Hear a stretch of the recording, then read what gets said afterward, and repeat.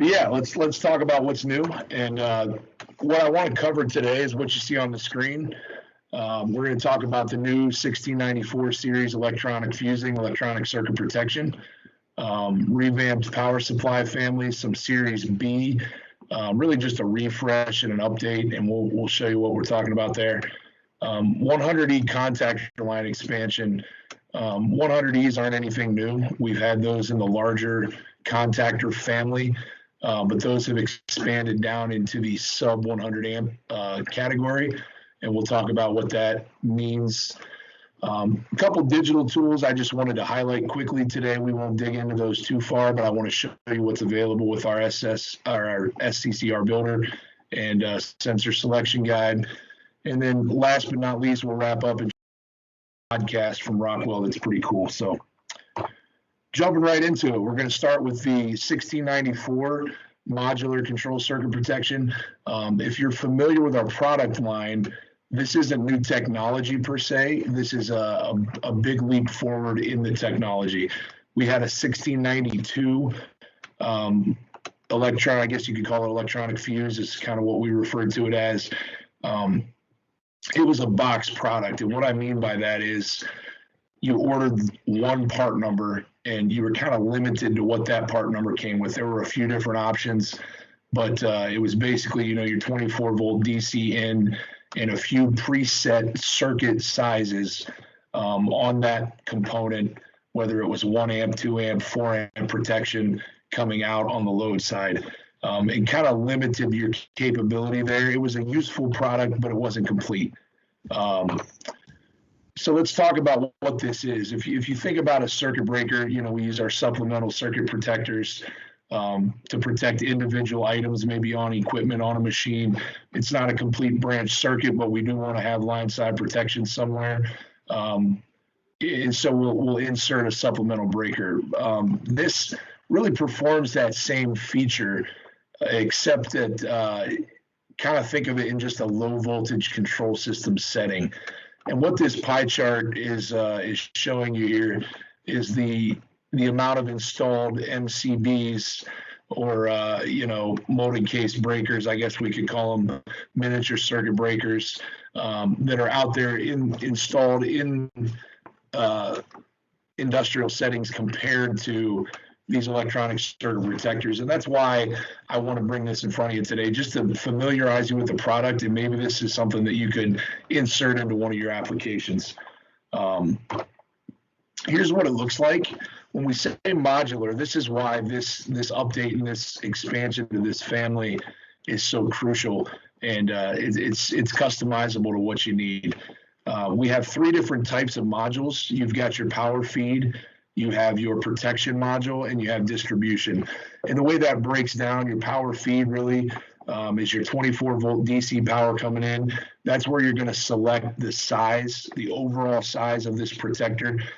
Goes up to 40 amps, which kind of matches and parallels our power supply family, as this kind of teams up with a power supply to protect your control circuit.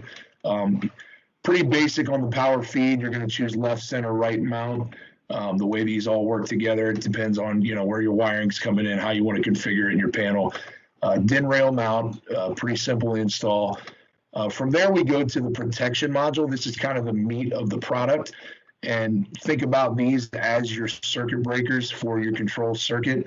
And this is what's great about the modular design, is you're able to configure exactly what you need in your circuit. There's single and dual channel protectors. So you can have, maybe it's one 5 amp protector, or it's a dual channel protector with two 2 amp circuits coming off of it. Why is this important? You've got your entire control system downstream of your power supply in your panel. You've got, dozens and dozens of devices hanging off of that power supply. When it comes to troubleshooting, if there were to be an issue, if something were to short and a component within that control system goes down, you can kick your whole power supply offline with that fault. And then you've got a troubleshooting nightmare on your hands. You got maintenance personnel that's got to get in, dig in, figure out where the problem came from, fix it, get everything back up and running. This is a way to mitigate that by protecting things individually And with the LED lights that you kind of see, got my little laser pointer. Hopefully you can see that. We're getting real high tech today, but circled here, those are going to indicate your individual circuits. And there's a whole tree of the LED combinations. I shouldn't say a whole tree. There's not that many. Obviously a typical, like a solid green, everything's fine.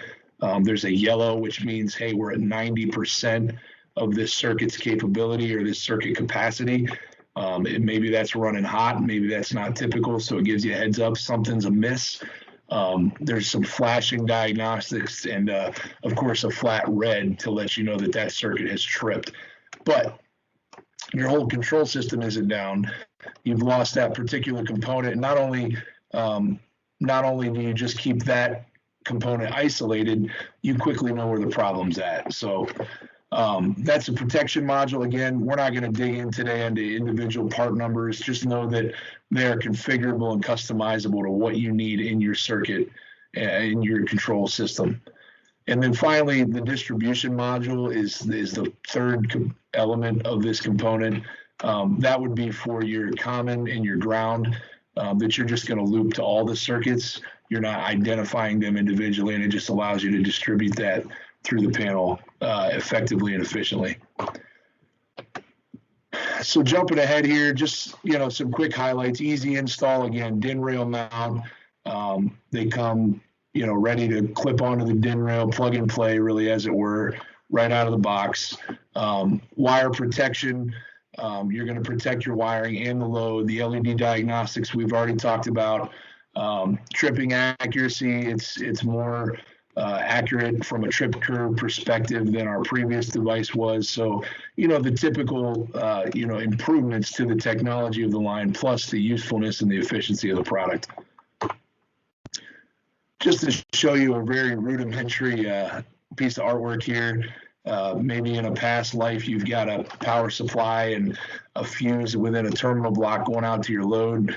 And that fuse trips, and you've got to figure out which load or where the load is or what the problem is. Just as a quick visual reference, this is where this product fits into that tree. You're going to come out of your power supply, go through your ECP to your load, and then, of course, distribution module handles the common side of the load. And for a more in-depth example and analysis of how this works, as you can see, hopefully on your screen here, a more detailed look at how the system would operate. So, you've got your protected power supply. You come out of that, your load side of your power supply. You come into your power feed module, left, right, or center, sized accordingly to your control system. And you bring, all your various protection modules in, as you can see at the bottom of the diagram, your different loads, what have you, within the control system. And of course, again, the distribution. One thing I do want to highlight, and this isn't a small item, but for the sake of time, we're not going to delve deeply, but these are, we do have IO-Link capable versions of this device as well. So if you've got a smart machine, IO-Link enabled sensors, and you're already working on that end of smart design, you can incorporate this electronic circuit protector into that and be able to identify remotely what is tripped, what's going on, monitor that system from afar. So in this data-driven world that we're in, you're going to see more and more of these devices equipped with that smart technology. So IO-Link capable, feedback up to your control system, and monitor, maintenance headaches avoided by mitigating that from afar and getting ahead of it. So let's jump ahead. And I know I'm moving through this quickly. I don't want to belabor the time today. There's a lot more detail, I know, than we can cover in the half hour allotted time, but we're just going to try to hit the highlights. So bear with me. Again, any questions, feel free to jump in. But the Series B power supply refresh. Hopefully, if you're familiar with our power supplies, what you see on your screen right now looks a little different. And that's really the baseline where I want to start with what's going on with the power supplies is first and foremost a redress. If you're familiar with our stuff, let's jump to the next slide. On the left side, you've seen kind of this gray and black color scheme for several years now. That has been the look and there are still some products that will remain that look for the time being. But on the right side of your screen, the Series B applies to the XLE and the XLS and the XLD. And it's not just a change in appearance. We'll talk about that in a moment. But I want this slide to kind of sink in for a minute as you look at it. The XLB or the XL Basic and the XLP series are still going to look like this for the time. Coming down the road, they will get the same redress as the XLE and the XLS. But for now, it's divided kind of this way. The higher end power supplies, the more feature rich, have already been redressed into this newer look with some added SKUs and some added wattages and what have you. But for now, the XLB and the XLP are going to remain the same. If you are not familiar with our 1606 power supply portfolio, this slide just hits briefly kind of how it fits in the pyramid, so to speak, from a standpoint of features. At the very top, we've got our XLS. That's our most efficient, most feature-rich power supply, and kind of extends, if you kind of think of it as, A, B, C, and D. The B series would be the XLE. That's kind of your next step down. Still very feature-rich product, very efficient. Doesn't quite have all the capabilities of the S. And then you've got the D, where we've got our DC to DC converters, power boost. Again, very efficient product. Metal housing. But then when we get down to the XLB and XLP, which are remaining with that gray and black look, those are plastic housing, limited sizing available, kind of more generic sizing and lower efficiency. But obviously the affordability comes into play with the lower end. So that's kind of how our portfolio lays out. And so what is, are you just making this thing look cool, or is there anything valuable to me, the customer? Yes, there is. Rockwell is expanding these lines while they're doing this refresh and this redress, if you will, with basically just new SKUs. They're adding new parts, new wattages, new sizes, and even in some cases, some new technology. With the 24-volt DC to DC converters, we already had those, but it was a very limited product and very few options. That line has been expanded. Again, for the sake of time, we're not going to dig into everything that's changed, but just know that the power supply family at Rockwell is getting bigger, getting better, and hopefully, matter of opinion, but even starting to look better in some areas. So I wanted to get that in front of you. There are some parts that there is no catalog change, and there's no pricing change for that Series B refresh. So if you were ordering an XLE power supply previously, one of these could just show up in a box and look completely different. And if nothing else, I wanted to get that in front of you today, just so you pull that out of the box and say, hey, this isn't what I ordered. This doesn't look anything like the one I was getting. It very well may be the same product, just with a refreshed look. So beyond that, again, expanding the product lines, adding some wattages, some sizes to more zero in on customer needs and not, make people fit a round peg into a square hole and use something that's bigger than they need, not as efficient as they need, et cetera, et cetera. So that's the power supply refresh. Not a huge amount to talk about there, but I did want to make you aware of that.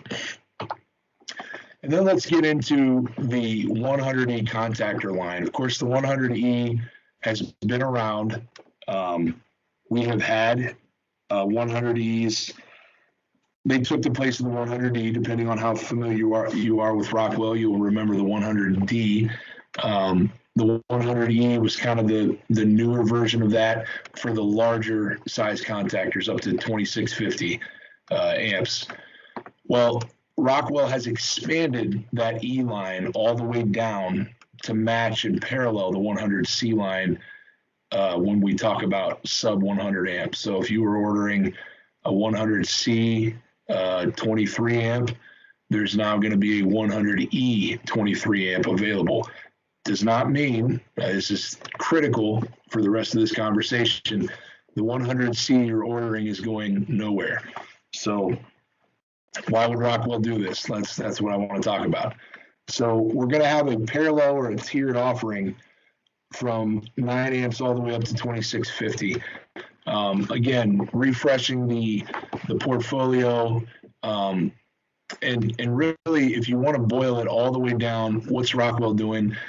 When we have the 100C, we had I forget the exact amount of coil combinations and SKUs. When I say SKUs, if you're not familiar with that term, just think of it as part numbers.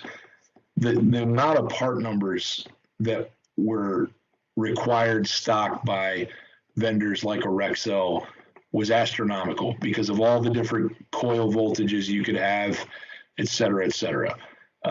What Rockwell has done with the 100C line is pared that down to 13 coils, 7 AC coils, 6 DC coils, and that's going to cover, I believe, 93 or 94% of the 100Cs that we were selling. If you're using a 100C that has a 24 volt DC coil or a 120 volt AC coil or a 240 volt AC coil or a 480 volt AC coil, the standard, if I could put it like this, the standard voltages, the standard control system voltages in the 100C line are still going to be available. There is no end of life to discuss, nothing like that on the horizon. The 100E line is running parallel to that. And what's going on with the 100E line? They have 4 universal coils that cover everything with the 100E. So let's talk about it. Again, the 100E is expanded from 9 to 96, was not previously available. Universal wide range coils with high efficiency up to 38 amp contactor, which is crucial if you're jamming a lot onto a control system and that load consumption to pull in that contactor is going to be a concern. That high efficiency load draw can be something of importance to you. Reversible coil terminations, say that 5 times fast, but you can pop the coil connection, the A1 and the A2 off, swap it to the other side. You don't have to flip the contactor upside down. And just, at the end of the day, I don't want to be flippant about this, but it is a contactor. There's only so much that can be done with a contactor, right? But there have been some, slight improvements, slight adjustments to just make ease of install, ease of use, again, high efficiency. And really going forward in the world that we're in the data-rich world that we're in, kind of trying to project into the future and see a world where even the smart elements of machines are going to come to things like breakers and contactors and things of that nature. I'm told from a Rockwell engineering and design perspective, there are some guts of this thing that will, perhaps in the future support kind of an IO link type system for components, which is a world that maybe none of us are familiar with yet, but as we've seen in the last 13 to 14 months, our world can change a lot more rapidly than we envision sometimes. When we talk about this 100E line, fully capable as far as accessories, don't tie me to this as far as if I use the term everything, but let's say nearly everything available in a 100C line as far as accessories, aux contacts, interlocks, latching, anything of that sort. I'm going to say nearly everything that was available with the C is going to be available with the E. You're not going to go to a 100E if you even wanted to. If you go to a 100E and say, I need this specific contact block, and they're going to say, well, that's not available on the E. That was only for the C. Not at all. This slide is just to indicate we have a full range of accessory offerings in the 100E as well. Dimensionally, we're not going to see much of a switch.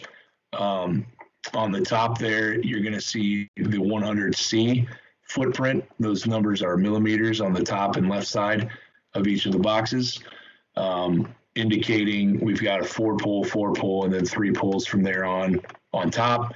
On bottom, we've got 1 4-pole, which would be the 9 to 16 amp 100Es. The rest are 3-pole. As you can see, the footprint is not going to change much at all.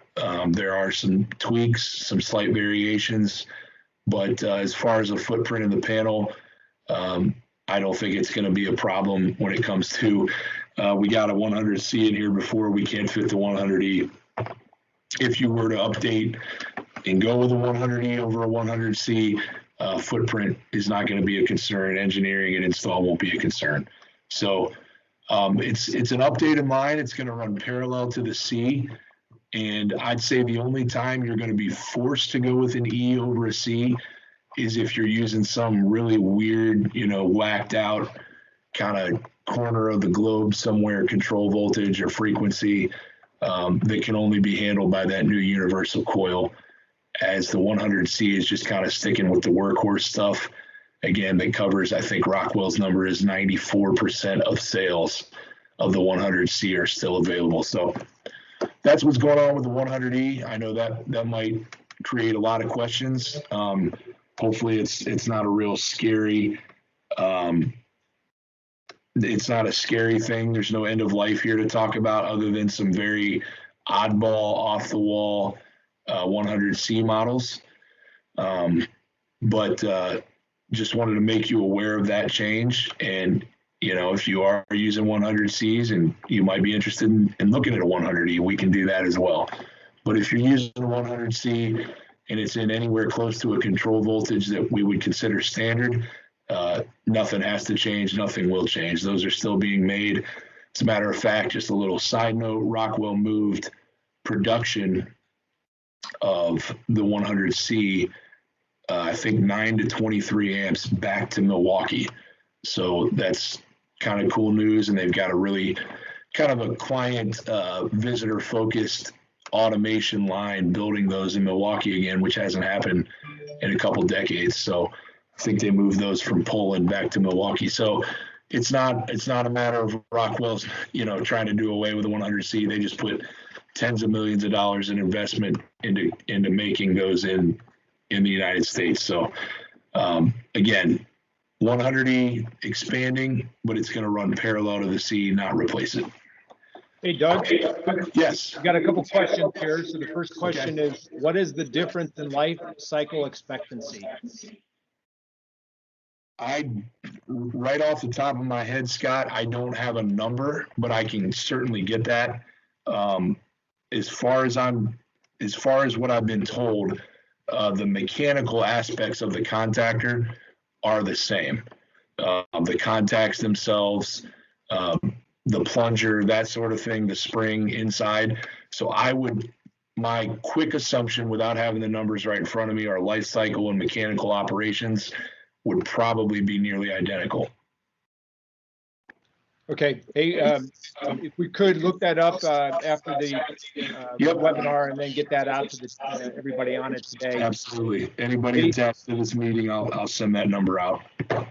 The second question is, are the 100C and 100E accessories interchangeable? In some cases, but not all. Because you saw that slide showing the slight differences in footprint. Let me back up here. When it comes to, let's say if you're familiar with, our pre-built motor starters that all kind of, 2 or 3 component all come connected. It's got the little black connector with the copper lead hanging off the end. It's not going to be an exact match in all cases. And then the contacts, the front mounted contacts would not be identical. So the short answer is no. Some of the more basic dumb parts, yes, they would be interchangeable, but I'd say as a rule of thumb, assume no. Assume that if you're using a 100E, it needs to be a 100E specific accessory, and the same for a C. All right.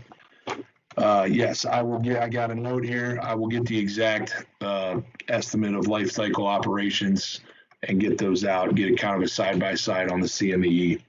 So getting close to the end here. I appreciate everybody bearing with me, but a couple things I wanted to hit here. Rockwell Digital Tools. The first thing is our short circuit current ratings tool that is available through Rockwell Automation's website. If you just Google that, if you Google Global SCCR tool, Rockwell Automation, it should get you close. And I can follow that up with a link following this and include that life cycle info. So if you are, if you're struggling to get ratings for your panel, if you're customer or you yourself are concerned with UL 508A compliance, and you need to be exact on what your SCCR ratings are, Rockwell has built a tool that is available digitally that you can import your part numbers and your results.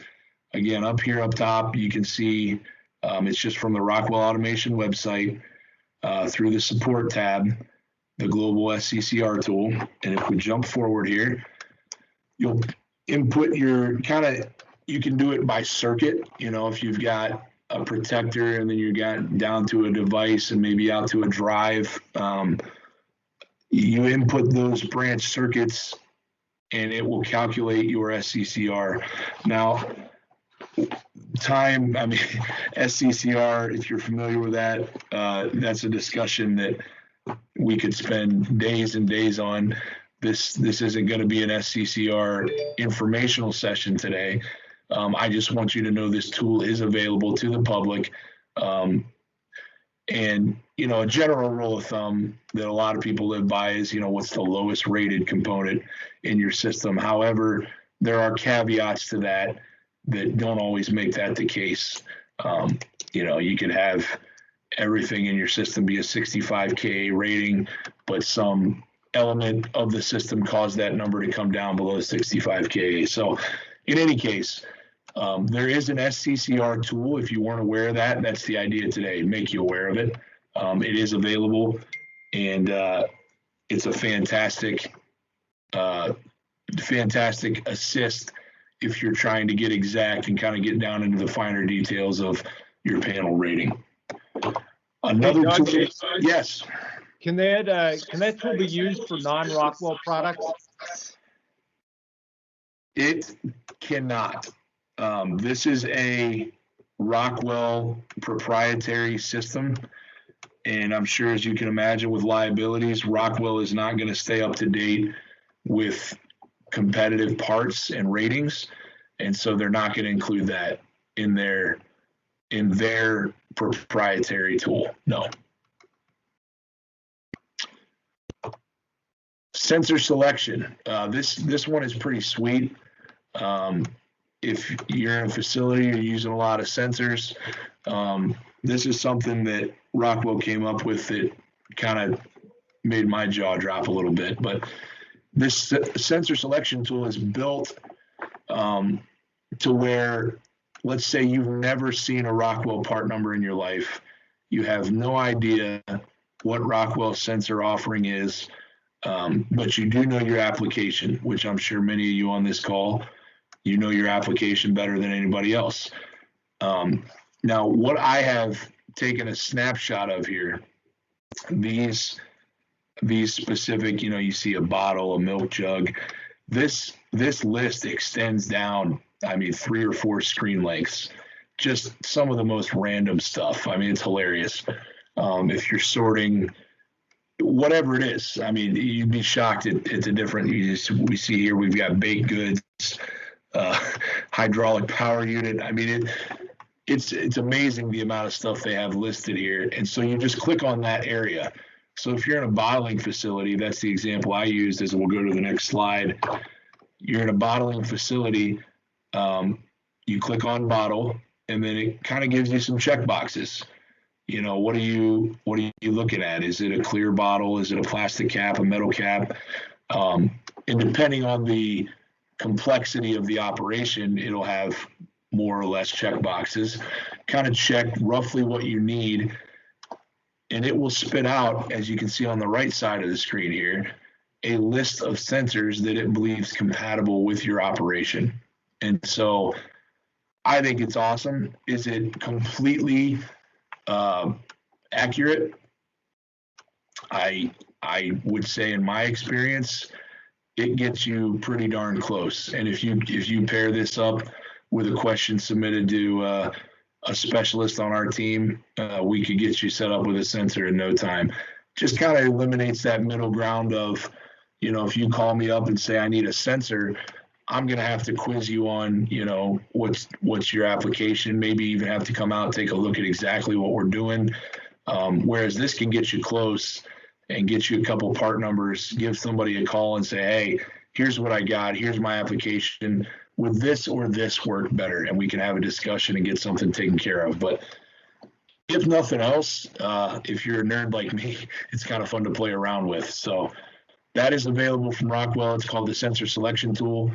Again, it's public access, public domain through Rockwell's website. Last but not least, hey, real quick there, Doug. Yes, sir. Yep. Can you send out the links to those tools? Yes, I will. I will send a link. Last but not least, I want to touch on briefly the Rock Talk podcast. Don't laugh. It's better than you think.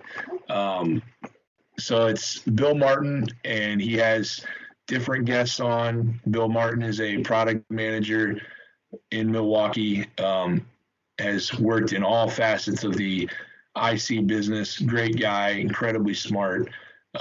He's the brains behind a lot of new features and products. His bibliography, if you will, would probably surprise you. But Bill Martin, super nice guy, friendly guy, had this idea actually before the pandemic, believe it or not, to kind of just make components and kind of industry discussion into an entertaining podcast format. And so they put out these episodes, and I think they're up to episode 11 at this point, which was Proposal Works. Let's jump ahead. I think, yeah, there we go. Where they talk through Proposal Works. And with each week, they bring on a subject matter expert. And I think the longest one of these is like 38 minutes. It's not, it's not 3 hours of three guys digging deep into engineering specifics and breaking down Ohm's law. And, it's not that at all. They're kind of talking about just industry applicable topics. They'll bring a subject matter expert on and just yuck it up for a few minutes. It's entertaining. It's funny. It's light. It's available through Spotify, Apple, Google Play, all the major platforms it is available. And if you're somebody that is, if you've got a large install base of Rockwell product, or you're getting into using a lot more Rockwell product and will want to familiarize yourself, this would be a great place to start. And be surprised how much knowledge they'll add in a 25 or 30-minute podcast. So just wanted to make you aware that is available. There are other versions of this from other segments of the Rockwell business. Drives, I'm certain Drives has a podcast as well. I don't believe there's a controllers yet, but it is in the works. So this is a format that has been fairly successful for Rockwell, and they're going to look at expanding that and dealing with other segments of the business. So that's out there. Check it out. That's what I had today. I appreciate everybody getting on. And my information's there at the bottom, and I will blast out an email, as already discussed, with some links, with some info on Lifecycle. And any other questions, you'll have my email, my contact info through that email. So please don't hesitate to reach out, get a hold of me. I don't know everything, but I probably do know someone who has the answer if I don't. So that's what I had today, Scott. I'll flip it back to you. Anything you want to add? I appreciate everybody's time. Thanks. Yeah, absolutely. I'm going to mute you there, Doug. I was getting a little bit of feedback, but so a couple things. First and foremost, thank you for joining us today and being a part of this. Next Tuesday, we'll have our third webinar in this series. It'll be What's New Around Visualization.